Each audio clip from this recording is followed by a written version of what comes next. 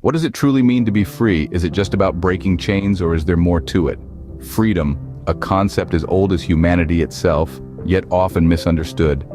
It's a word that's been tossed around, used in speeches and fought for in battles, but do we truly grasp its essence? Many perceive freedom as the absence of constraints, a life without shackles, but it's far more profound, more complex than that. Freedom is not merely about external circumstances, it's about our internal state of being. It's about liberating ourselves from the prison of our own minds, our fears, and our self-imposed limitations.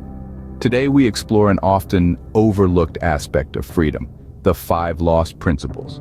These principles are the hidden keys that open doors to a deeper understanding of freedom. They shed light on a path that leads to true liberation, a freedom that transcends physical boundaries. But to truly understand freedom, we need to delve deeper into what we call the 5 lost principles.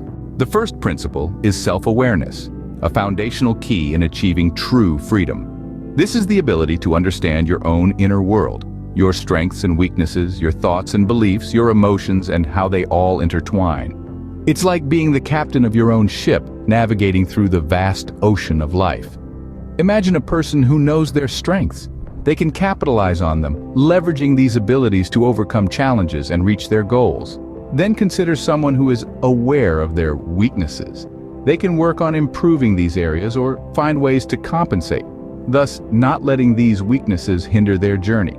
Understanding your thoughts and beliefs can help you shape your perception of the world. It's like being the sculptor of your own reality. And recognizing your emotions, that's the key to managing them effectively, to not let them control you, but rather to use them as tools for growth and understanding. So the journey to freedom begins with knowing oneself.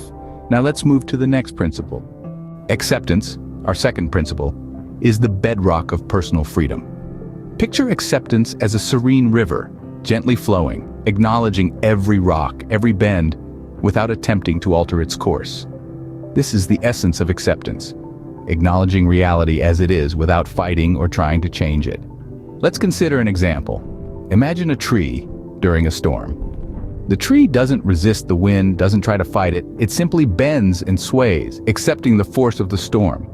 That's the power of acceptance. It allows us to bend and not break when faced with life's storms. Perhaps you've experienced a setback, a disappointment. Acceptance doesn't mean you're okay with it. It means you're acknowledging it. You're not denying it or running away from it. It's the first step towards dealing with it. Acceptance isn't about resignation. It's about making peace with what is. Now, on to the third principle. Responsibility, our third principle, is the path towards freedom. Imagine it as the rudder of a ship, guiding you through the vast ocean of life. Responsibility is about taking ownership of your actions and their consequences, good or bad. It's about understanding that you're the writer of your own story, the artist of your own masterpiece. Let's take a look at some examples. Consider a time when you've made a mistake, perhaps at work or in a relationship. It's easy to point fingers, to blame circumstances or other people. But true freedom comes when you say, yes, I made a mistake. Now, how can I learn and grow from this?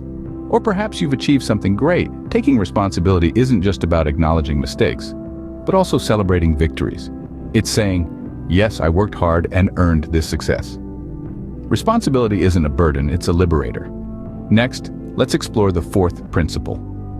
Non-attachment, our fourth principle, is the key to emotional freedom. It's about immersing yourself fully in the moment, in the joy, in the experience, but not allowing it to dictate your sense of self-worth or happiness. Think of it as holding on to sand. If you grasp it too tightly, it slips away. But if you hold it loosely, it remains. Non-attachment allows us to love, to engage, to dream, and to strive, but without becoming overly reliant on the outcome. It's about the journey, not just the destination. You can pursue your goals passionately, but your happiness isn't solely tied to achieving them. This brings an incredible sense of freedom.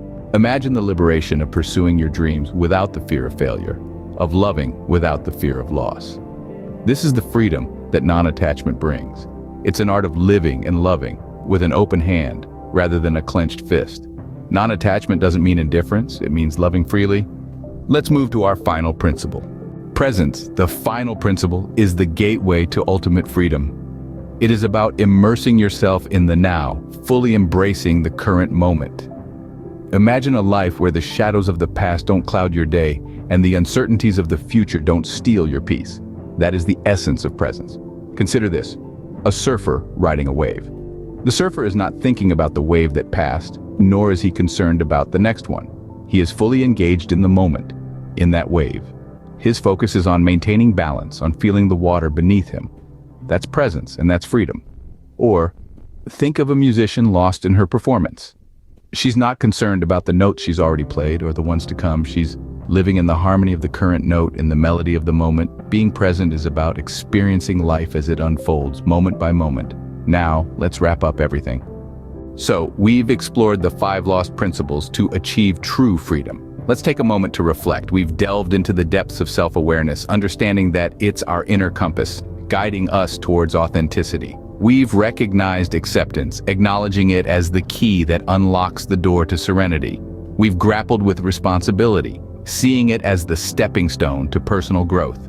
We've contemplated non-attachment, realizing it's not about renouncement, but about releasing the hold things have on us. And lastly, we've immersed ourselves in the present moment, realizing that presence is the true essence of being. These principles are not isolated, but rather, they are interconnected threads, weaving together the fabric of true freedom. They are the path to liberation from the constraints of our own minds.